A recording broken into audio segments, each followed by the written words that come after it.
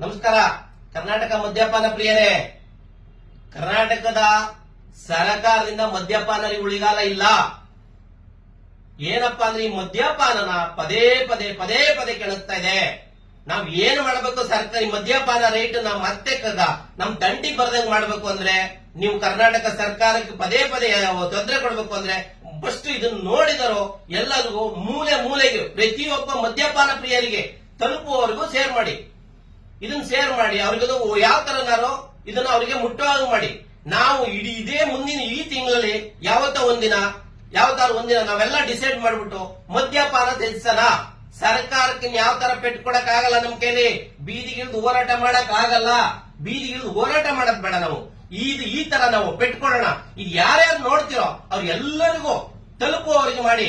ಇದು ಪದೇ ಮಾಡ್ತಾನೆ ಇರುತ್ತೆ. ಇಲ್ಲ ನಾವು ಇದ್ರ ಬಗ್ಗೆ ಯಾರು ಕೇಳಲಿಲ್ಲ ಅಂತ ತಿಳ್ಕೊಂಡಿದೆ. ಇದ್ರ ಬಗ್ಗೆ ನಮ್ಮನ್ನೊಂದು ಅನಾಥರು ಮಾಡಿದೆ ಸರ್ಕಾರ. ಮತ್ತೆ ಏನೇ ದುಡ್ಡು ಅಲ್ಲಿ ಜೋಬಲ್ ದುಡ್ಡು ಖಾಲಿ ಆದ್ರೆ ಅಪ್ಪ ಕೊಡ್ತಾನೆ ನಂಗೆ ಏನಾರು ಹೋದ್ರು ಮದ್ಯಪಾನ ಕೊಡ್ತಾರೆ. ಪದೇ ಮದ್ಯಪಾನ ಕೆಬಕ್ತಾ ಇದೆ. ಮದ್ಯಪಾನರೇ, ನೀವು ನೋಡಿ ಸುಮ್ಮನೆ ಹಾಕ್ಬಾರ್ದು. ಇದನ್ನ ಎಲ್ಲರಿಗೂ ಶೇರ್ ಮಾಡಿ. ನಾವ್ ಯಾವತ್ತೋ ಇನ್ನೊಂದಿನ ಕರೆ ಕೊಡೋಣ. ಇಡೀ ಕರ್ನಾಟಕ ರಾಜ್ಯದಲ್ಲಿ ಒಂದಿನ ಮದ್ಯಪಾನನ ತ್ಯಜಿಸೋಣ ಅಂತ ಹೇಳಿ ಇದನ್ನ ಎಲ್ಲರಿಗೂ ಶೇರ್ ಮಾಡಿ ಅಂತ ಹೇಳ್ತಾ ಇದೀನಿ. ನಮಸ್ಕಾರ.